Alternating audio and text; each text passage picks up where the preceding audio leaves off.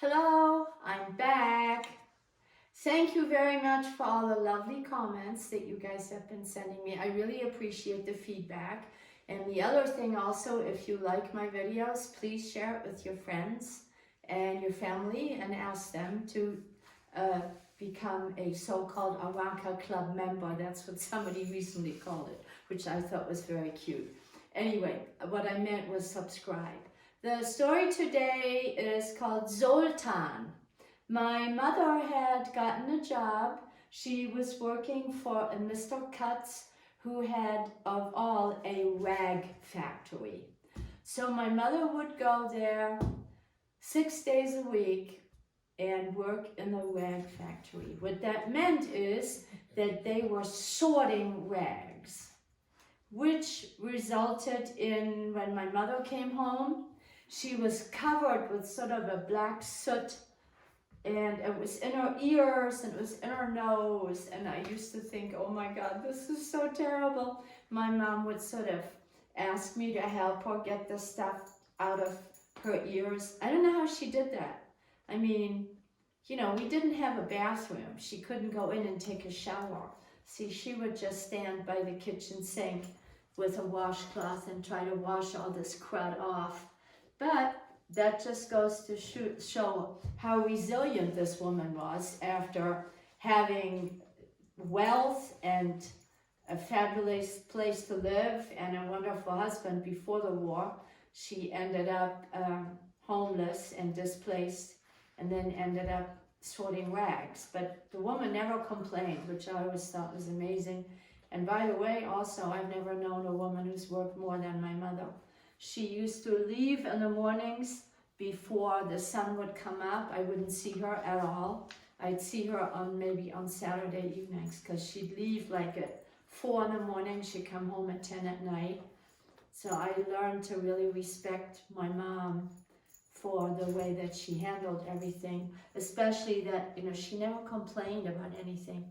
Krishna, I need to talk to the dog. Yeah, just sit there and don't. Oh, look at this. Look, isn't that cute? He says, oh, Mommy, I love you. Yes, well, I love you too. Look at this. Oh, how cute. I love this dog. Anyway, I have to tell a story now. Yes, you stay here. Mommy's telling a story. I love you. Sit.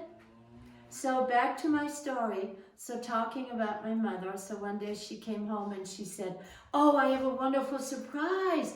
Mr. Katz is going to have a Christmas party. Wow, that was fabulous. And so sure enough, a few days before Christmas, we all went to this place that was close to the airport. It took us forever to walk there, but you know, who cared? I mean, this was going to be a Christmas party. And I couldn't believe it. When we walked in, there was like a 10-foot Christmas tree. It had hundreds of lights and ornaments on it. And there were all these tables that were set up with flowers and plates. And there was also a podium. It looked like somebody was going to do something there. It was amazing. So after we were all in there, Mr. Katz made a speech. And he said he wanted to thank everybody for doing such a good job and for working so hard, that he knew how difficult it was these years after the war in Germany, and how he appreciated the dedication and the hard work. And he said, and now we all have to go outside. So we all went out, and I thought, well, I wonder what, excuse me, don't hit this chair. You're going to hit this and it's going to fall off. Thank you. So all of a sudden, Mr. Katz said, look at that. Look at that airplane. I think it's going to land here. And we were all going, wow, that's really weird. Well, there is a runway. My father said, you know, there is a runway there. I said, yeah, but why is that happening? Well, anyway, this little puttery plane came down, and then they put these steps, and then the door opened. And who came out but Father Christmas? I was over the moon. I couldn't believe it. I said, look, it's the real Father Christmas. Kids that age that I was, they don't believe in Father Christmas anymore, but well, I did. So, you know, late bloomer, what can I tell you? So it was totally exciting. So Mr. Cut said, well, he's going to have to come in. And then as we came back in, he made us stand in a long line, and every child got to stop at Father Christmas, and he would give you a present. Oh my God, that was just fabulous. Then we all came in and we sat down, and my parents and my French grandma and I, we all had a table very close to this podium. And there was a piano up there, and there was a loudspeaker there. And then, oh, my heart be still. These two people came out. It was an older gentleman. He looked like he might have been a gypsy, and then a very beautiful young woman. She had on these very colorful clothes with 2 or 3 skirts, and they were all different colors and lots of jewelry. But then the big thing happened. Then this person came on the stage, and I was like, oh my God. I have never in my entire life seen anybody who was that beautiful. He was this very young man, very tall, very skinny. He had pitch black hair. It was down to his waist. He had on some kind of leather boots that had some ornament on it. I don't know what that was, but I know it was sparkly. And he had on leather pants and a belt that had some kind of carved ornament that I didn't know. It looked like a weird word or something. He had on a black leather vest that had been embroidered, and he had on a purple shirt that had like gold sparkly buttons. I was mesmerized by this man. I had never seen anybody who looked that beautiful to me. I just could not believe this guy. Then he sat down at the piano, and his little finger he would put way up in the air because it had a really long fingernail. I mean, I was really checking this guy out because I'd never seen anything like it. Then I saw this big long earring, and he had bracelets, and I said, Papa, is he from Hungary? And my mother said, oh yeah, he's a Hungarian gypsy. And I said, really? Do they all look like that? And my mother said, well, no, not all of them, but they all have beautiful black hair, and they all know how to play instruments, and they're very colorful people. And my father said, yeah, look at this one here. She inherited that from her ancestry. We got a little colorful one here too. So this guy that was up on the stage that just mesmerized me kept looking at our table, and then he would start smiling and he'd wink, and I would turn around and I think, what? Who's he winking at? And then at one point my father said, you know what? He said, this guy is winking at you. Don't you know that? You keep looking. And I said, no, he's not. And he said, yes, he is. I can tell. So at one point he got up and he said, well, I understand that we have a Hungarian lady in the audience. Her name is Aranka. And I thought, what? How does he know that? And she has a little girl, and her name is also Aranka. And the mother Aranka, her favorite song is Vilja. So I am going to play Vilja, but not on the piano. I'm going to play it on the guitar. And the little one needs to come up here, and she needs to help me. And I'm trying to digest this. And my mother said, Aranka, he's talking to you. You need to go up on the stage. And I said, but I know. No, but I don't know him. And she said, but you know the song. He wants you to go sing with him. So my dad said, come here. And my dad took me over to the steps, and he made me go up there. And I was just so happy about this party. On top of it, my mother had gotten fabric from the United States. It was like a lightweight wool. It was pink and green, these big checks.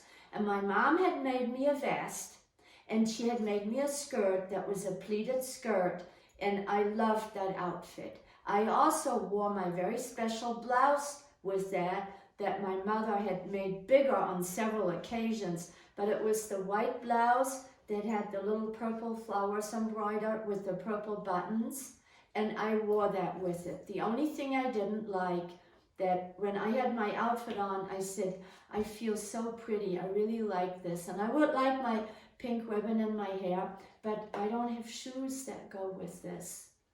And my mother just started laughing, and she said, yeah, she said, you are just like me. It's supposed to match. But she said, you know, all we have are these black shoes. And I said, but black shoes with this, I just don't like it. And my father said, well, what's the problem here? What's going on? And I said, Papa, all I have are these black shoes, and they look terrible with my beautiful skirt and the blouse and everything. And I can't go barefoot, it's in the winter. Can't we paint them? And my dad said, yeah, well, you know what? It's a good idea. It'll start to peel off and look terrible. Oh, I said, I don't care. Can we make them pink? And he said, well, let me figure it out. So sure enough, the next day he came home with this little glass vial, and it had pink paint in it. And he painted these shoes pink. They looked horrible, but I didn't care. They were pink. So when I walked up on that podium, I thought, oh my God, I'm so glad I have my pink shoes on, because now everybody's going to see me. So Zoltan introduced himself to me, and there was this smell that it sort of smelled like food, and like maybe he'd been sitting by a wood fire. It was is he snoring again? Did you know we're doing a video here? That's so cute. But he had this very musty, maybe it was some kind of oil, I don't know, but I really liked it. I thought it was just the most amazing. It made me think of the forest and trees and, you know, somewhere in sort of a magical forest. I really liked it. And Zoltan said, well, I'm very happy that you're here, because, you know, you're a very special little girl. But let's do our song and then we'll talk. So anyway, yeah, the gypsy girl that was up there played, she had like castanets, and the old guy was also playing a violin, and it was really beautiful.